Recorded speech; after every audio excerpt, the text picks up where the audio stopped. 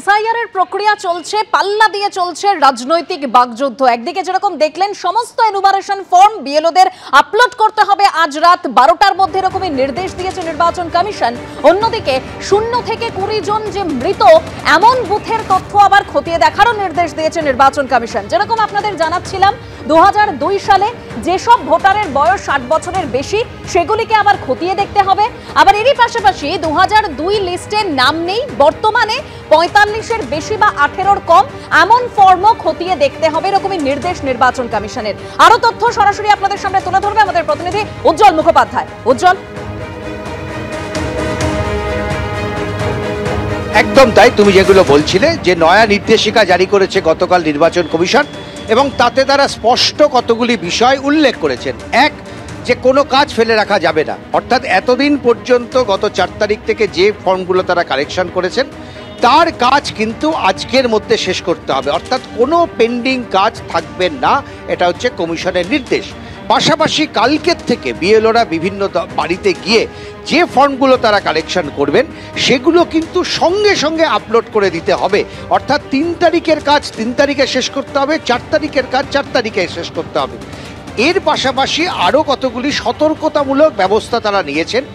যে সতর্কতামূলক ব্যবস্থায় বলা হচ্ছে যে যদি দেখা যায় যে কোনো একটি বুথে 0 থেকে 20 এই হচ্ছে মৃতের সংখ্যা, অর্থাৎ কেউ মারা যাননি অথবা 20 জনের কম মারা গেছেন, সেগুলোকে কিন্তু আরও একবার খতিয়ে দেখতে হবে। নির্বাচন কমিশন জানিয়েছেন যে যদি 2002 সালে ভোটার লিস্টে নাম রয়েছে যাদের বয়স 60+60 অর্থাৎ 60 বছরের ওপরে, সেই নামগুলোকে কিন্তু আরও একবার খতিয়ে দেখতে হবে যে যেহেতু তাদের বয়স 83 বছর হওয়ার কথা, যদি সেই সময় তাদের বয়স 60 বছর থেকে থাকে তাহলে সেগুলোকে আরও একবার খতিয়ে দেখতে হবে যাতে কোনো ভুল না হয়ে যায়। বারবার মৃতদের নিয়ে বিভিন্ন অভিযোগ উঠছে, এবং আমরা জানি কিছুক্ষণ আগে আমরা শুনেছি 2000-এরও বেশি বুথ পশ্চিমবঙ্গে পাওয়া গেছে যেখানে একজনও কেউ মৃত নেই।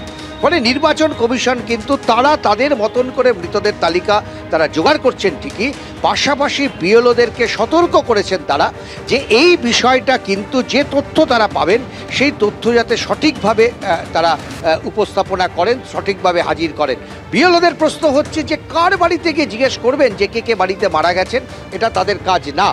ভোটারদেরকেই জানাতে হবে তার পরিবারের কোন সদস্য মারা গেছেন, এবং সেক্ষেত্রে তারা সেটা নথিভুক্ত করতে পারবেন। কে পরিবারের সদস্য মারা গেছেন সেটা পরিবারের লোকদেরই জানানোর কথা, এটা হচ্ছে বিএলওদের যুক্তি। কিন্তু অন্যদিকে নির্বাচন কমিশন মনে করছেন যেহেতু একটা গুরুত্বপূর্ণ কাজ বিএলওরা করছেন, তাই এই যুক্তির পাশাপাশি তাদেরকেও কিছুটা সক্রিয় হতে হবে।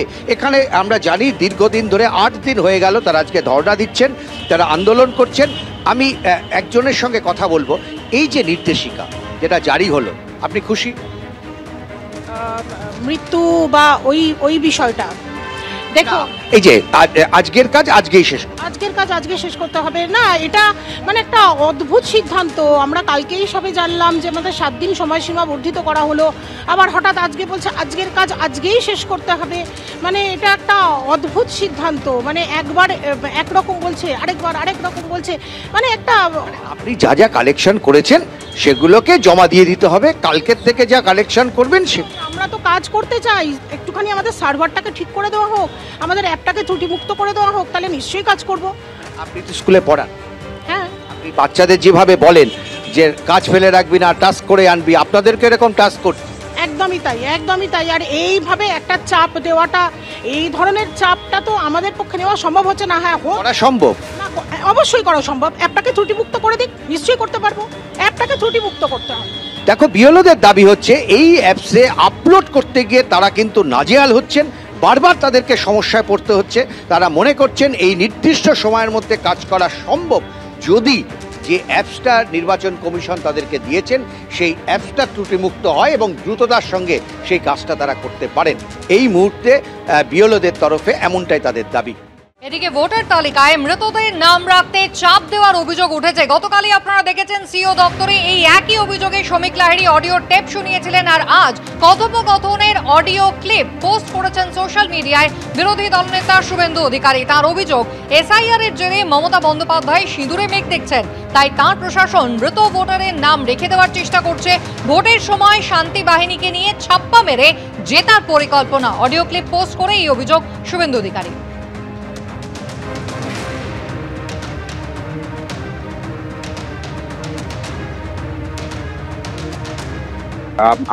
আমার বাবা তো মারা গেছে, আগের বছর মারা গেছে। আমার বুথের উনি বললো যে ডেথ সার্টিফিকেট লাগবে। আমি আজকে সকালে ডেথ সার্টিফিকেটটা দিয়েছি, বুঝলেন। ওনারা বলছে দাদা সবাই অনেক আগে যারা মারা গেছে তারা তো কেউ দিতে পারছে না, অনেকে তারা দিতে পারতো, তাদের পরিবার লিখে দেবে না। পরিবার লিখে দিয়েছে, ওদেরও তো পরিবারকে লিখিয়ে নিয়েছে। কিন্তু এখন ভিডিও বলছে যে না, পরিবারকে লিখিয়ে নিলে হবে না, আপনি কাটতে পারবেন না, আপনি ওদের রেখে দিন। ওই ফর্মগুলো ধরে ফিল আপ, মানে আপনি ম্যাপিং করার দরকার নেই। তাহলে ওই ফর্মে সইটা করবে কে? সই তো করে দিয়েছে বাড়ির লোক। বাড়ির লোক তো ডেট বলে সই করেছে, ডেট বলে লিখে সই করেছে। এবার বলছে ফর্মগুলো আপনি ফেরত দিয়ে দেবেন, আপনাকে কিছু করতে হবে না, আপনি খালি আনম্যাপিং করে দিন। ও তো ম্যাপিং করেছে, ম্যাপিং করে ওকে ডেট ঘোষণা করেছে। বলছে আপনি ডেট ঘোষণা করবেন। বড় কেস খাবে বিএলওরা, এই ভিডিওরা।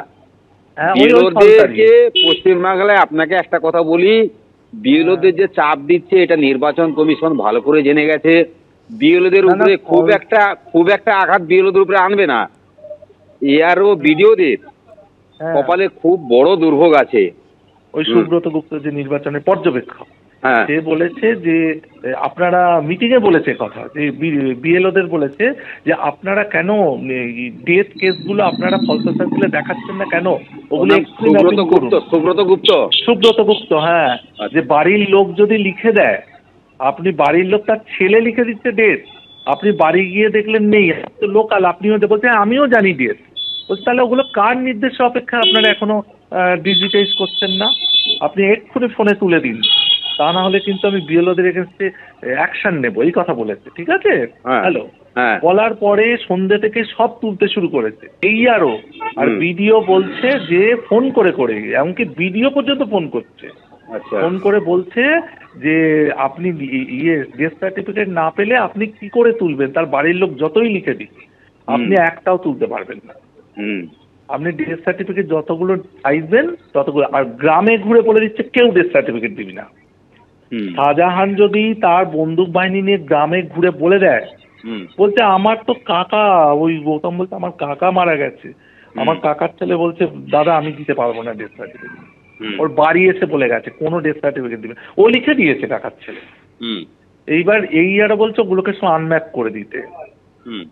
এবার কি ম্যাপিং কে করবে বলে সে দেখা যাবে। ভোটার তালিকায় মৃতদের রাখতে চাপ দেওয়া হচ্ছে, এই অভিযোগে শুভেন্দু অধিকারীর পোস্ট করা অডিও ক্লিপ আপনারা শুনলেন। আর এই অডিও ক্লিপের পর হোয়াটসঅ্যাপ চ্যাটের স্ক্রিনশট পোস্ট করেছেন বিরোধী দলনেতা। কুলতলি জয়নগর বিধানসভায় বিডিওদের দিয়ে চাপ দেওয়া হচ্ছে বিএলওদের, তালিকা থেকে মৃতদের বাদ না দিতে নিষেধাজ্ঞা জারি করা হচ্ছে, ঠিকানা পরিবর্তন করা, ভোটারদের তথ্য অপরিবর্তিত রাখতে চাপ দেওয়া হচ্ছে সোশ্যাল মিডিয়ায়, এই অভিযোগ করেছেন বিরোধী দলনেতা শুভেন্দু অধিকারী। একটি হোয়াটসঅ্যাপ গ্রুপের চ্যাটের অংশ প্রকাশ করেছেন তিনি। হোয়াটসঅ্যাপ গ্রুপে কুলতলির ভিডিও রয়েছেন, দাবি করেছেন শুভেন্দু অধিকারী। মমতা বন্দ্যোপাধ্যায়ের দলদাস প্রশাসন আদৌ কি এই রকম নির্দেশ দিতে পারে? এই ষড়যন্ত্র কিসের লক্ষ্যে? নির্বাচন কমিশন কি এই প্রশাসনিক অন্তর্ঘাত উপলব্ধি করতে পারছে না? অবিলম্বে বিষয়গুলি খতিয়ে দেখে যথোপযুক্ত ব্যবস্থা গ্রহণ করুক কমিশন, সোশ্যাল মিডিয়ায় এই পোস্ট করে দাবি করেছেন শুভেন্দু অধিকারী।